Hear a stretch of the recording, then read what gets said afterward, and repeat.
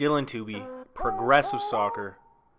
These are some soccer drills for kids, soccer drills for players of any age really, to improve your first touch, your passing, your control, your confidence on the ball, and your sharpness. If you don't know about me, I used to be a huge underachiever, but through obsessive self-improvement, I found my success. Earned a college scholarship, played for my national futsal team, a YouTube channel with over 100 million views. I've helped players worldwide, and I'd love to help you improve faster and achieve more. You may have saw a video I released recently where I did similar drills with a 14-year-old girl. Here I'm training with a 10-year-old boy. As you can see, it doesn't matter the age. And guys, it doesn't matter so much about the drill. It's the way you approach the drill. You can have the most simple drill, but if you approach it with intensity and quality, you're going to get something out of it. So when you're sending me messages asking me, what drill should I do? I don't really care so much. It's more how you do it. Approach everything you do with intensity, with quality, with the desire to improve, and you're going to get something out of it. So I'll take you through these touch drills. First one we did was inside of the foot. Here is outside of the foot passing drill.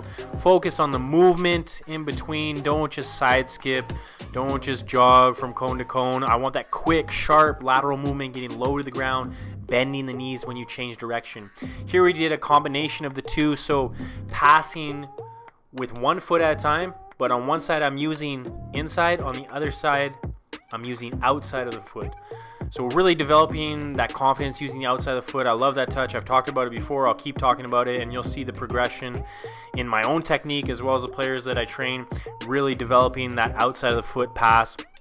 In the beginning, it's going to be awkward for you. You're going to have to learn how to flex your foot. Most people don't even have the ability, the strength, the mobility to flex their foot and pass with the outside of the foot. But the more you practice, the more it'll come, the more confidence you will get. Next, we moved into some two-touch drills here. I'm receiving with the outside of the foot with a touch heavy enough to get past the cone, but not so heavy that I lose possession. So really focusing on the quality of that first touch, making the weight of that first touch perfect. When you're playing in games, when you're playing in matches, training, it's not good enough just to have your first touch go in the direction that you want. Really focus on getting that precise weight so the ball travels exactly where you need to, so you can play a pass first time, or you can play a pass with your second touch. You can release a shot quickly. You can dribble past the defender. You can get past the defender with your first touch.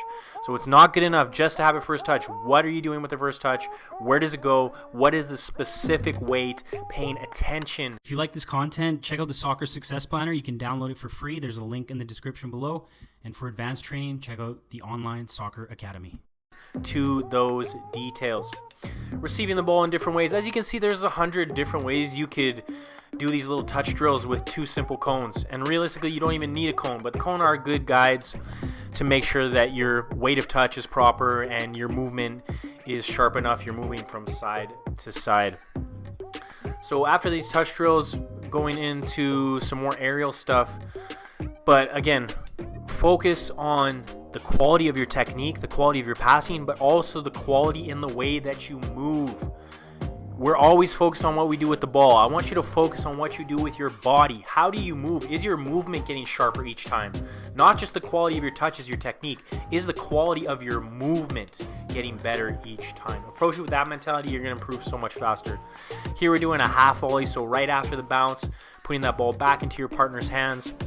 And as I said in the other video, it's not good enough just to pass it in their general direction. Put it right in their hands so they don't even have to move their hands. They don't have to reach up. They don't have to bend down. Put it right in their hands every single time. Here we're moving into air volley or full volley with the inside of the foot. And again, you could do these with any. You could do outside the foot. You could do with the laces. But here we're just doing with the inside of the foot, really focusing on making flush contact. So whenever I'm doing passes, even ground passes, I'm asking myself, was that pure contact? Did I hit it right on the spot? And you know the difference. You know the difference when you have a good pass and a pass that maybe is okay, but it didn't feel the same. I want you to notice that feeling of a flush pass. How does it feel? Try to replicate that feeling every time you make a pass, whether it's on the ground or in the air. Here we're doing a two-touch, just varying the throws, sometimes to the chest, sometimes to the feet, sometimes to the thighs.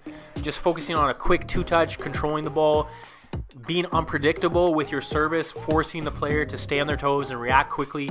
No excuses. If it comes to your head, if it comes to your toes, if it comes to your feet, you need to control the ball. And that's a mentality that I have, and one that I want you to have as well. If someone passes me the ball, whether they ping it at me 100 miles an hour or it's coming in nice and light, if it's in my general direction, in my sphere of control, anywhere around my body, I put it on myself. I should control it. I don't care how hard it's coming in. If they overhit it, if they underhit it, if they put it a little bit to my left or my right, it doesn't matter. If it's in my sphere of control, I am responsible for taking care of that ball. Last one we did here, just throwing it down into the ground, a little bit of air control, pushing out of your feet, controlling quickly, playing that pass back. From moving up divisions to making national teams, players who use the Online Soccer Academy get results. Access elite level coaching and training, become a complete player, make a difference on the field, and get noticed when you play. Limited spots available. Apply today. Start improving tomorrow. Link in the description below.